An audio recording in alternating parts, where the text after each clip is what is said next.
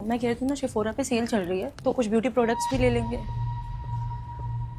पापा मैं और प्रिया शॉपिंग के लिए मार्केट जा रहे हैं। वो एक्चुअली ठंड के लिए कुछ कपड़े खरीदने थे, तो आपके लिए कुछ लाना है तो बता दीजिए।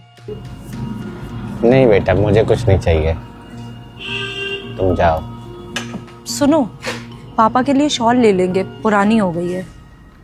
नहीं बहू, ये शॉल पुरानी जरूर है लेकिन गर्म है और इससे सुलोचना की यादें भी जुड़ी हुई हैं, तो जब तक चल रही है इसे ही ओढ़ूंगा।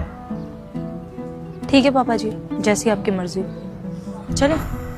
अच्छा पापा, प्रिया बता रही थी कि आजकल आप डायरी बहुत लिखते हैं, तो आपको स्टेशनरी का सामान, कॉपी किताब या फिर कुछ भी खाने पीने का चाहिए हो तो बता दीजिए, मैं आते हुए ले आऊंगा।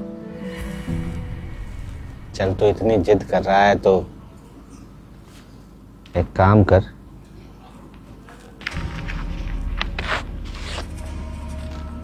ये लिस्ट है मेरी, ये सामान ले आना। चलो।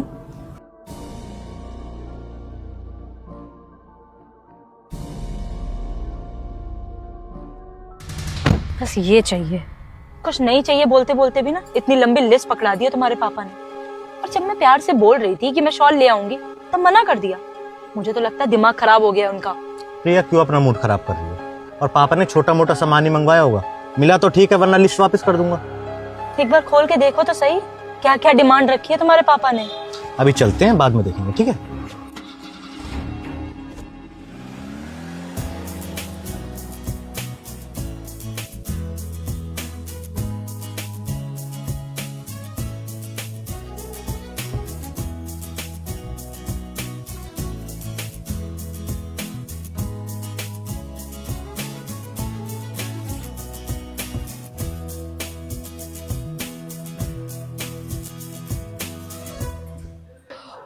थक गए। एक बार मार्केट आ जाओ बस, फिर मन करता है ये ले लो, ये भी ले लो, ये भी ले लो, सब ले डालो। तो और कुछ सामान पसंद आ रहा था तो ले लेती, मैंने तो ऑलरेडी क्रेडिट कार्ड तुम्हें दे ही रखा था।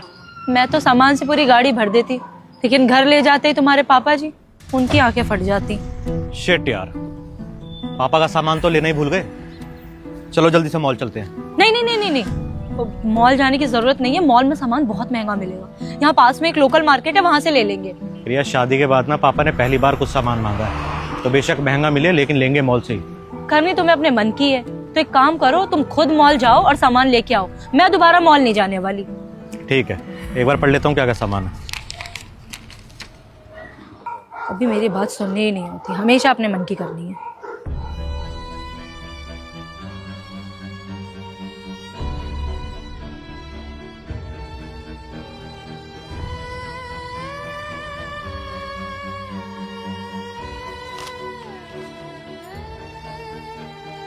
बेटा, मुझे कोई चीज, कोई सामान नहीं चाहिए। तूने मुझे बिना मांगे सब कुछ दिया है, बस मुझे कमी है तो तेरी, अपनी संतान की। हाँ बेटा, मुझे तेरा थोड़ा सा समय चाहिए, वही समय जो तू शादी से पहले मुझे दिया करता था। मेरे और सुलोचना के साथ बैठकर सुबह की चाय पीता था, कुछ हमारी बातें सुना करता था, कुछ अपनी बताता था। याद है रीना से अपने संबंध के बारे में तूने हमें चाय पीते हुए ही बताया था। बहुत अच्छा समय था वो। तू ऑफिस जाते हुए मेरा आशीर्वाद लेकर निकलता था और लौटकर भी सबसे पहले मेरे ही पैर छुआ करता था। वैसे तो बेटे माँ के लाडले होते हैं, मगर तेरा लाड अपने बाप से ज्यादा था, इसलिए सुलोचना भी अक्सर मुझसे झगड़ा करती थी। पर ये बातें अब सिर्फ याद बनकर रह गई है बेटा। सुलोचना भगवान के घर चली गई तो दुनियादारी में घिर गया, और बीच में मैं अकेला रह गया बेटा। मैं जानता हूँ तेरे ऊपर परिवार की जिम्मेदारियां हैं, ऑफिस का बोझ है, इसीलिए तू बिजी हो गया है। मगर बेटा, इतना बिजी होना भी सही नहीं है कि तेरे पास अपने बाप के लिए समय ना हो।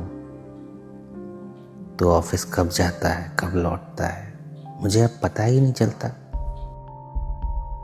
सच बताऊं तो मुझे याद भी नहीं कि आखिरी बार हम दोनों एक साथ 1 घंटे के लिए कब बैठे थे। बीच में मैं बीमार हुआ था, अस्पताल में एडमिट रहा।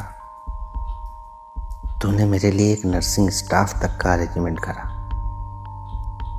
लेकिन क्या एक बेटे का फर्ज बस इतना ही है? नहीं बेटा, मुझे ये वाला बेटा नहीं, वो पुराना वाला चाहिए जिसके पास मेरे लिए समय था। अगर हो सके तो जब तक मैं जिंदा हूं मुझे अपना थोड़ा सा समय रोजाना आधा से 1 घंटा दे दे बेटा, क्योंकि शायद आगे मेरे पास ज्यादा समय नहीं बचा है।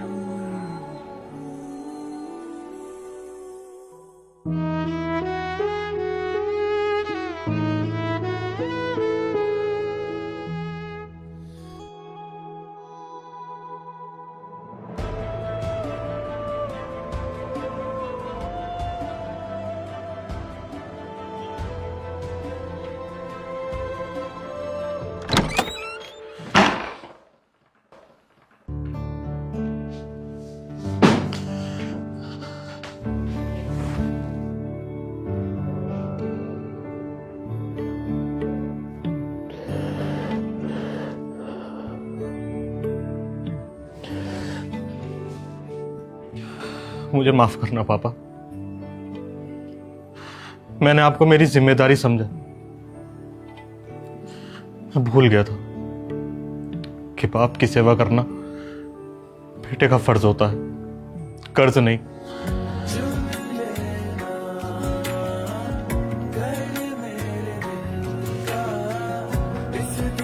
थैंक यू बेटा।